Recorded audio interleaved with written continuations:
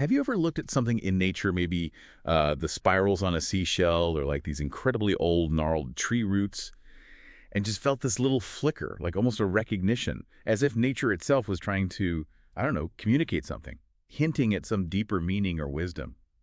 It's a really fascinating, almost primal thing, isn't it? This human impulse to find meaning, to, read nature's forms. Mm. So today, we're going to do a deep dive into this old way of thinking. It's called the doctrine of signatures. Hmm. And the interesting thing is, it's not just some dusty historical idea. It's actually transformed, it's evolved, and it's still shaping our world now in ways that are, well, pretty surprising and often hidden. Yeah, that's right. At its core, the doctrine of signatures was this ancient belief. Mm. The idea was that the shape, the color, the whole visible form of a plant or any natural object, really, Right. it was like a divine hint, a literal signature Oh, okay. telling you its purpose, often its healing properties. Like nature was just openly declaring, here's what I'm good for, through its appearance. Got it. So our mission for this deep dive then is to kind of trace how resilient that ancient drive is. We'll explore how, even with centuries of science changing how we see the world, this impulse to read nature keeps popping up in cutting-edge fields, in our cultural beliefs, even just in the way we talk every day. Well, I've got some great sources to draw on for this. Okay, so let's unpack this a bit. Our sources mention scientific reductionism, how it sort of cleaved the world into quantifiable pieces. Did that just make that old yearning for meaning, for connection, just vanish? No, not really. Not at all, actually. I mean, the human mind, it's always curious, right? It still wants that bigger picture, that seamless web you mentioned, the grand narrative. And so the basic spirit, you could say, of the doctrine of signatures, well, it reemerges. Yeah. Even though we've mostly dropped the literal medical claims, it's pretty powerful proof that this ancient drive to find meaning in nature, it's definitely not dead. It's just changed shape, Yeah. transformed. And it's kind of amazing how that drive reappears, sometimes in really unexpected places, like cutting-edge science.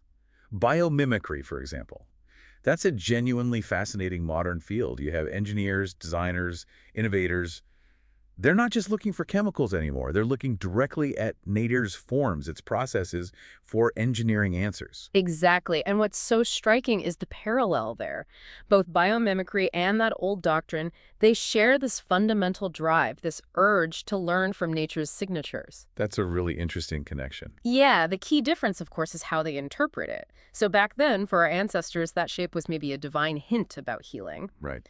But for the biomimicry scientists today, it's an evolved design solution, something nature perfected over millions of years to solve a practical problem. Okay, so the underlying idea is still there. Very much so. That core premise that nature holds wisdom and you can see it in its visible forms, it's powerfully similar. It's just shifted, from divine healing design to evolved engineering design. But that act of looking closely at shape, texture, process, and finding wisdom there, that remains. It's pretty consistent. That is a powerful parallel. Can you give us some concrete examples? Where has biomimicry really made a difference? Oh, absolutely. There are some fantastic examples. Think about engineers studying the microscopic structure of a lotus leaf. The one that water just rolls off. That's the one, to create self-cleaning surfaces, no soap, no chemicals, just smart structure mimicking nature. Or the incredibly intricate, lightweight, but strong architecture of a bird's bone that's inspired designs in aerospace, making things lighter and stronger. Wow. And then there's the gecko's foot, those amazing adhesive pads. They've led to work on revolutionary new glues. Super strong, but not toxic like many traditional ones. It really is almost like the spirit of the doctrine of signatures. You know, maybe denied a role in modern medicine, just found a new job, a more scientifically acceptable job in engineering. And, speaking of how belief plays a role, we absolutely have to talk about the placebo effect. This is something that, well, it often vexes the more rigorously minded scientists.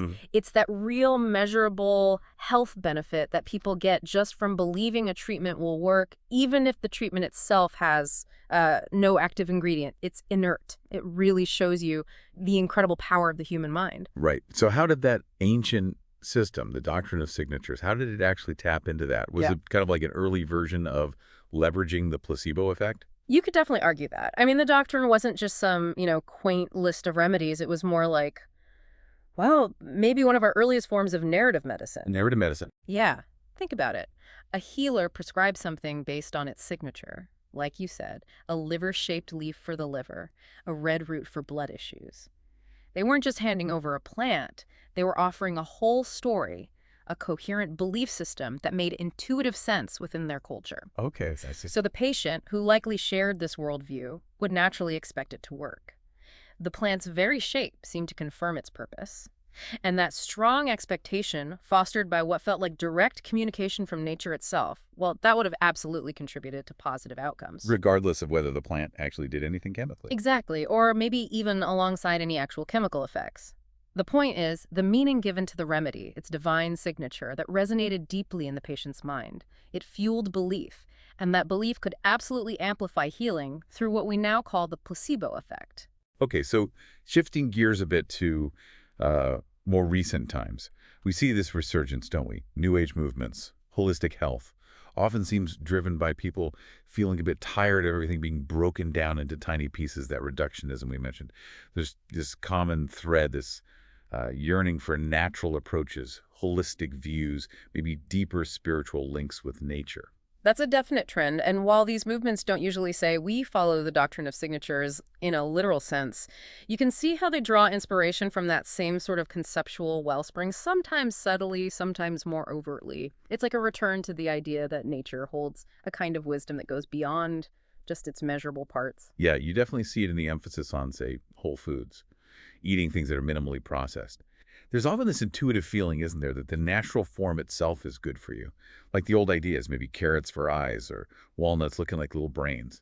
Even if people aren't consciously thinking signatures, that connection between natural form and benefit still kind of echoes. It really does. And you find many modern herbalists, for example, who work alongside the scientific research, but they also incorporate a more, let's say, intuitive or qualitative understanding. They might talk about a plant's energetics or its symbolic properties, concepts like energy medicine or vibrational healing, things like that. They reflect this desire to look beyond just the physical stuff, the pure mechanics. It's about embracing a kind of subtle interconnectedness, almost reminiscent of that old idea of the spiritus mundi, the world soul. And what it shows really is this persistent human need, this need to find meaning, find purpose in the world around us, to see nature as more than just, stuff. And finally, let's touch on how this whole idea of nature having symbolism just, well, it's everywhere in our culture, isn't it? Art, Yeah. books, movies. The human mind just seems wired for symbols. And this idea of nature speaking through its forms feels really fundamental. Oh, absolutely. Think about how we use nature as a symbol almost without thinking. An oak tree means strength, right? Endurance, a weeping willow, sadness. A rose. Well, a rose means love, usually, despite the thorns. Yeah. These aren't like scientific classifications, but they're powerful cultural signatures. We understand them intuitively. And even just our everyday language, it's full of expressions that kind of echo that signature thinking. Yeah. We talk about brain food for things we think help us think clearly.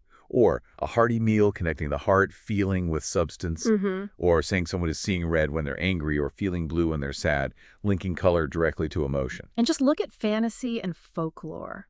Our myths, our fairy tales, epic stories, they are absolutely packed with magical plants where the power is shown by the form. Like a flower that glows might heal blindness, or creatures whose appearance is their signature. Our sources even mention this, character Zoran, an ancient dragon, Right. where the dragon form itself is a signature of immense power, maybe ancient wisdom, but also, danger.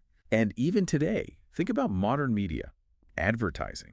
How often do they use natural forms to subtly suggest something? Like a leafy green pattern on a package implies it's natural or healthy. Or a sunburst logo on an energy drink promises, well, energy. These are visual signatures working on us all the time. It's pervasive. And it really shows that even though science, formally discarded the literal doctrine of signatures for medicine, that fundamental human way of thinking, that tendency to read nature, to see meaning and purpose and symbols in its forms, that's still very much alive. It's like an unquenchable flame inside us.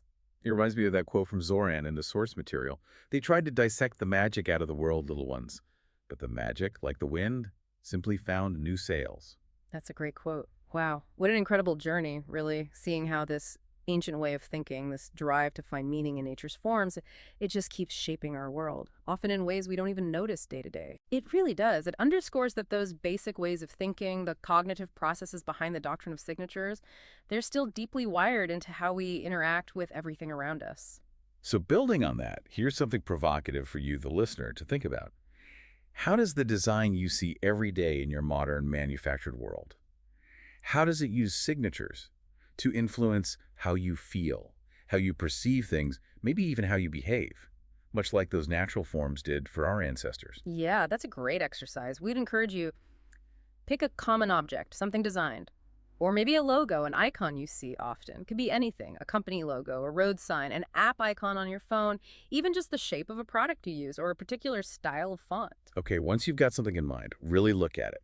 Describe its features. What's its shape, its color, texture maybe? What's its overall form telling you? And then try to analyze its signatures. What meaning or effect do you think the designer intended? How do those visible features, the sleek metal finish on a phone suggesting precision, maybe?